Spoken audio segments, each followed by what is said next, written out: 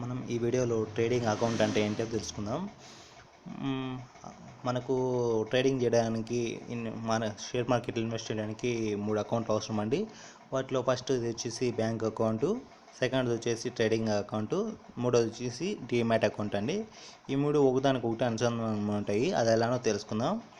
మనకు bank account saving చేయడానికి ఉపయోగపడుతుంది. అలాగే ఏ, మన మనం ఏదైనా స్టాక్ని కొనాలనుకుంటే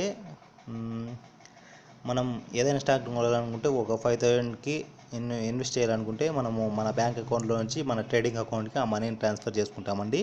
ఆ మనీ ట్రాన్స్ఫర్ ఉంటుంది కాబట్టి దాన్ని ట్రేడింగ్ అకౌంట్ అంటారండి. అలాగే మనకు 5,000 మనీని యూజ్ చేసి మనము షేర్స్ కొనుక్కుంటే ఒక 100,000 కొంటే అవి డిమాట్ అకౌంట్లో స్టోర్ అయి ఉంటాయండి. అంటే మనకు బ్యాంక్ అకౌంట్లో సేవింగ్స్ అకౌంట్లో ఎలా మనీ అయితే ఉంటుందో అలా డిమాట్ అకౌంట్లో మనకు షేర్స్ ఉంటాయి. వీటి రెండింటిని కలిపి ఉంచేది ట్రేడింగ్ అకౌంట్ అండి. మీకు ఈ వీడియో నచ్చినట్లయితే లైక్ బటన్ పైన అలాగే సబ్స్క్రైబ్ బటన్ పైన క్లిక్ చేయండి. Thank you for watching this video.